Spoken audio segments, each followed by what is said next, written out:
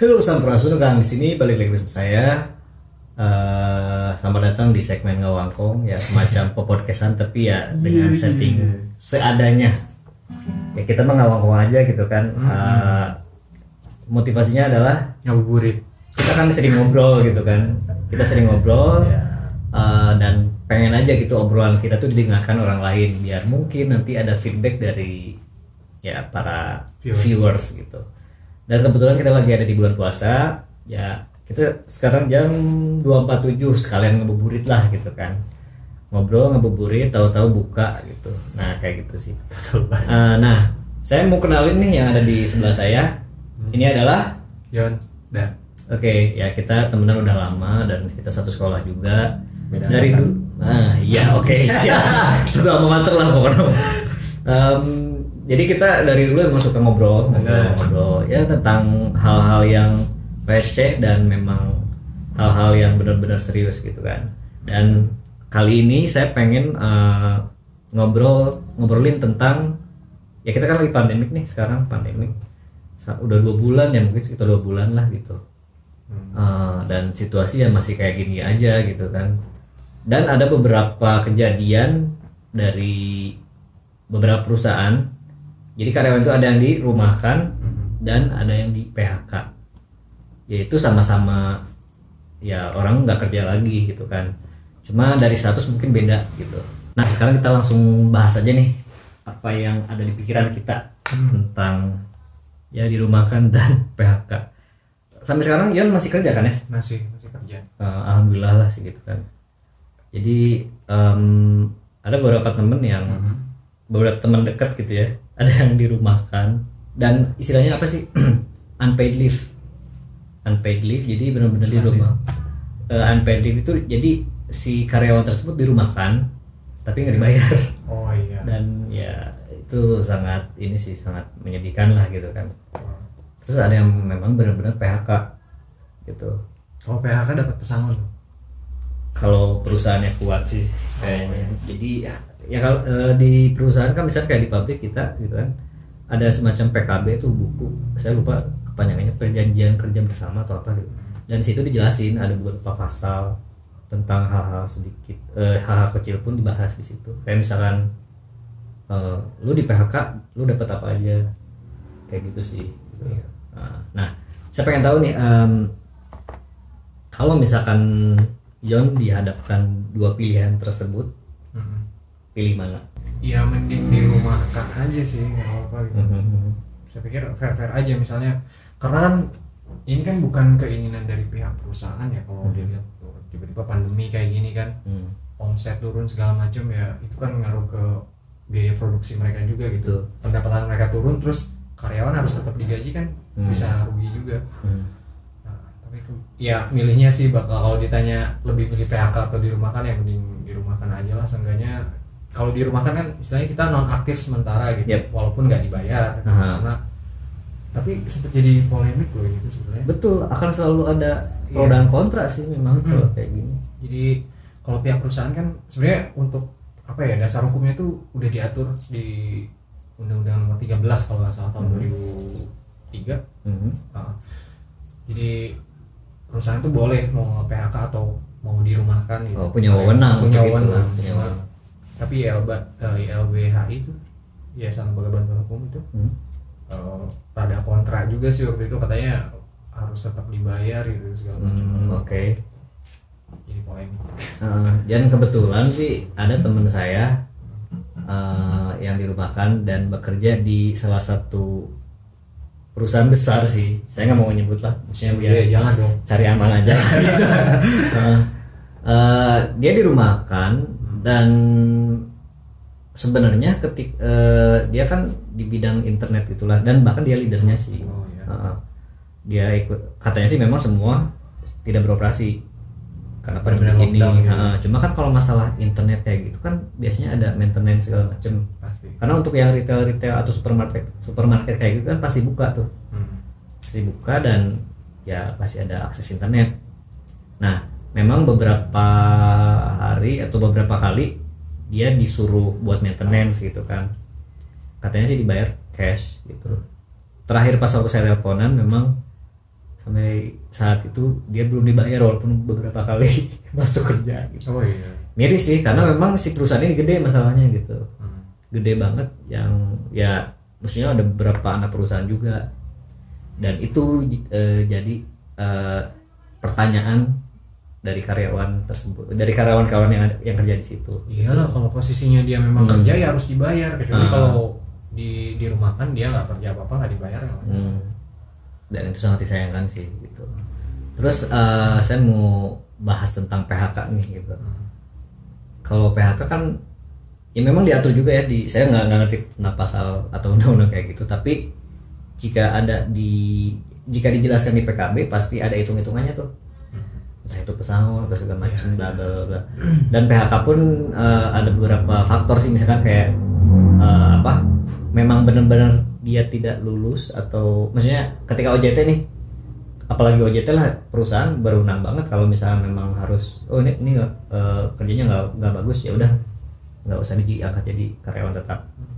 Kalau terus ada lagi yang memang udah kerja lama segala macem, indisipliner kayak gitu, jadi ya bikin kasus atau segala macem. Jadi kalau di kita tuh di tempat kerja saya nih ada istilahnya PHK indisipliner, dan ada beberapa orang itu udah dari dulu emang pengen bener-bener sengaja seperti itu, ngejar pesangon ya. Betul, karena memang apalagi yang masa kerjanya udah lama, itu kan dari hitung-hitungan lumayan lah gitu, dibandingkan dia SPD gitu kan, terus dapatnya paling 1 bulan gaji kalau nggak salah, dan beberapa tunjangan ya kayak gitu lah.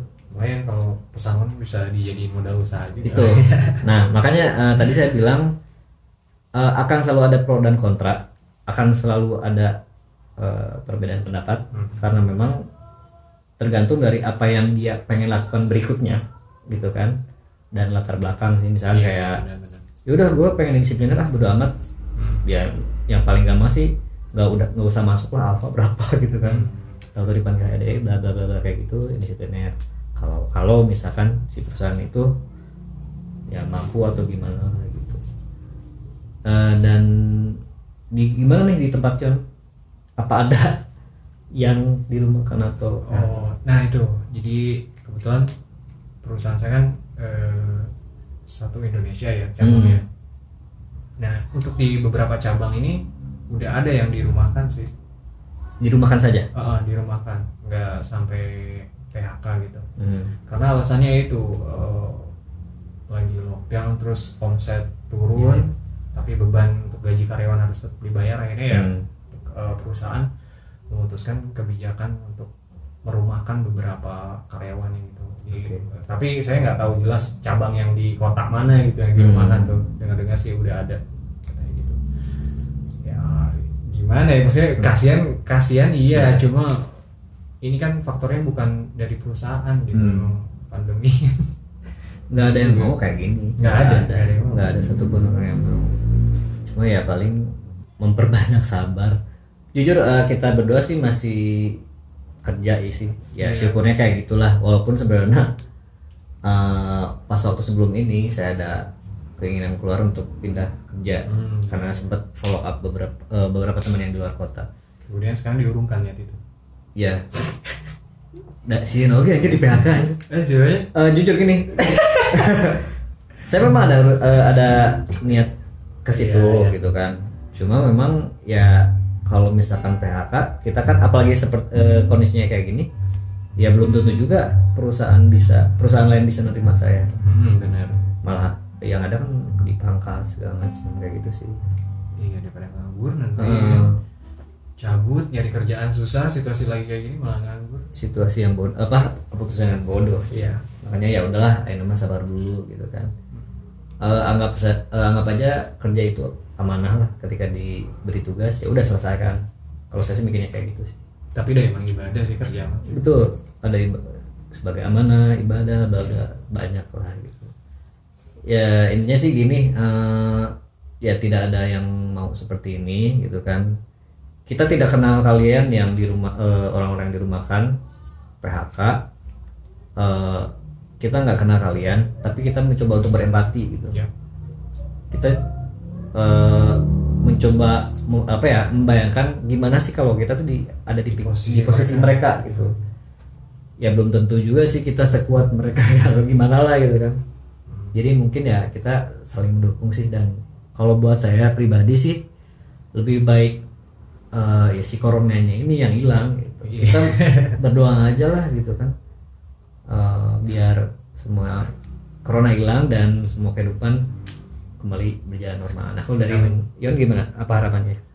Ya tentu harapannya pasti sama, semoga pandemi ini cepat usai lah gitu, penyakitnya cepat pergi. Terus harapannya adalah ikuti anjuran pemerintah lah, karena di kota kita ini nih ya kan, setelah kebijakan PSBB diterapkan ternyata masih ada aja yang ya ya kan baju lebaran segala macam. Dan saya follow di beberapa sosmed itu rame banget, kayak nggak ada apa-apa. Yang membedakan adalah mereka berkeliaran cuma pakai masker udah gitu doang. Tetap aja kan riskan gitu tuh. Sekarang kita ngeluh corona ini susah ngapa-ngapain segala macam, tapi ketika pemerintah melakukan kebijakan untuk pencegahan penyebarannya, mereka malah nggak mau, istilahnya mau sembuh nggak sih gitu. Oke, itu jadi pembahasan berikutnya nih. Oh boleh. PSBB berarti kan. PSBB. Saya pengen nyoba ngungkapin apa yang di pikiran saya tentang PSBB atau lockdown gitu kan. Kalau di negara lain kan emang bener-bener lockdown tuh bener-bener lockdown. Vietnam itu. Ya makanya kan maksudnya rakyat mereka patuh gitu kan.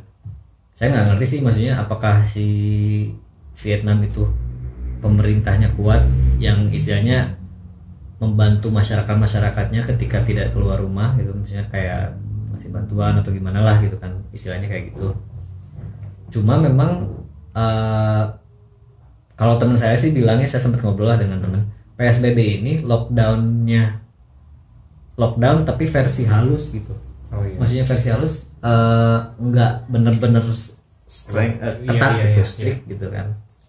Tapi memang tetap ya sekarang gini aja sih, kalau saya sih mikirnya ya pemerintah nggak mungkin semata-mata bikin aturan tanpa dipikirkan lebih dahulu. Pasti ada semacam meeting, pertimbangannya dulu, pertimbangan. Cuma memang ya entahlah, kalau masalah blunder segala macam kayak gitu saya bukan ranah saya lah gitu.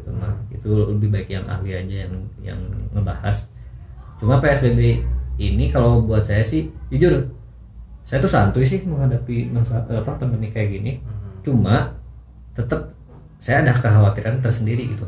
Makanya saya lebih baik berinisiatif untuk kayak isolasi mandiri gitu, nggak keluar rumah kalau nggak perlu banget. Dan memang dalam 2 bulan misalnya saya keluar rumah selain kerja ya, itu paling bisa dibilang 4 kali atau 5 kali sama hari ini.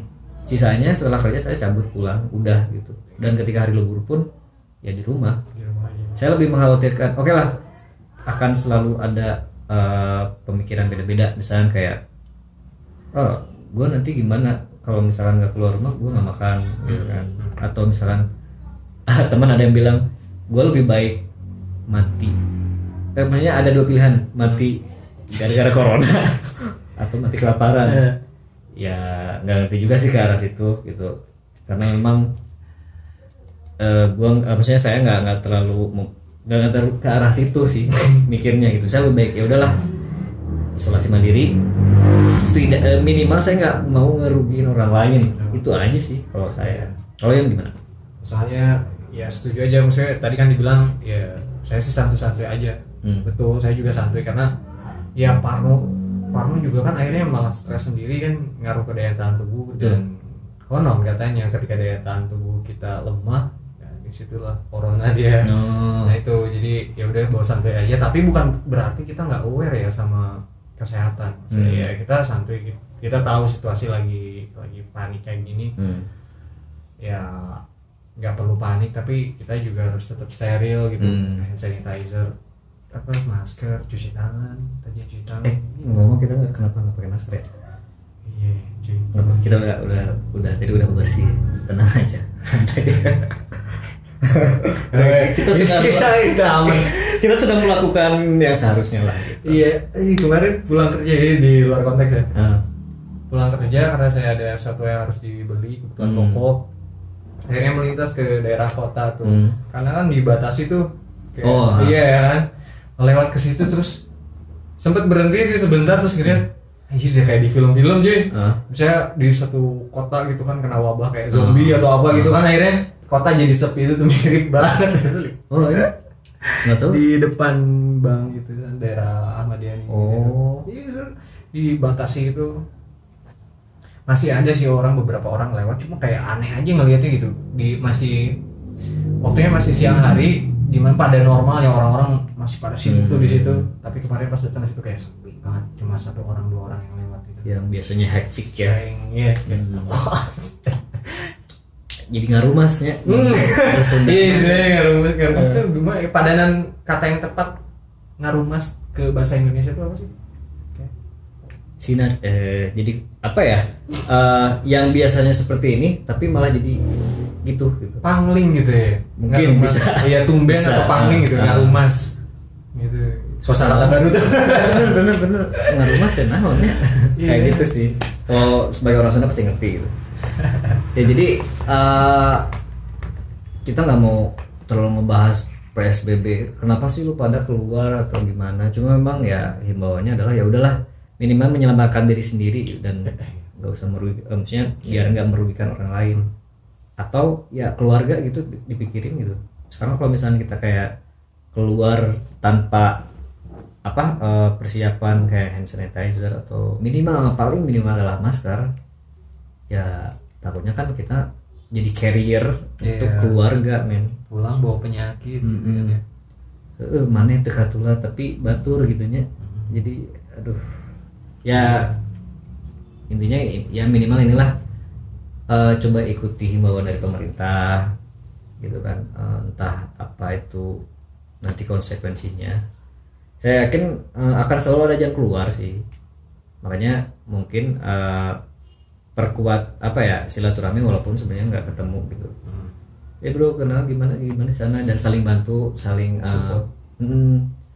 memberi informasi yang bermanfaat, misalnya kayak ini pakai ini nih gitu kan, terus minum ini biar daya tahan bagus gitu kan. Madu ya bagus sih. Iya bagus. 2 sendok per hari lumayan sih, tapi pas waktu udah buka gitu jangan godin. Nanti dipakai alasan demi kesehatan. Gak apa-apa. Oke lah, mungkin pembahasan ini disukupkan segini aja. Nanti kita untuk topik lain kita mau beda video aja sih. Jadi ada pesan-pesan nggak Yon buat khalayak ramai di sana? Itu aja sih, tadi udah disampaikan, patuhi anjuran pemerintah tentang PSBB. Ya supaya pandeminya cepat selesai dan kita semua jadi terbebas dari virus itu, supaya kehidupan juga bisa kembali normal seperti biasa. Ya, satu lagi ya, maksudnya seperti tadi udah dibilang, kita nggak untuk orang yang dirumahkan dan PHK, kita ikut mendoakan juga, ikut berempati lah ya. Dan setidaknya kita pengen ngasih dukungan moral lah biar nggak terlalu down gitu kan. Kita sedang mengalami kesulitan yang benar-benar kayaknya baru pertama kali dalam hidup saya sih kayak gini, gitu kan. Sebelumnya pernah ada sih penyakit wabah. Oke, sorry banget tadi videonya mati, saya ngecek memori video. Terakhir buat closing video ini. Jadi teruntuk teman-teman yang dirumahkan dan PHK, memang kita nggak kenal kalian, kita belum pernah ketemu kalian. Cuma memang kita pengen ngasih dukungan dan doa dengan tulus dan hati biar ya dunia belum berakhir gitu kan. Jadi masih, insya Allah masih ada jalan terbaik, dan kita berdoa aja pandemi ini segera berakhir gitu.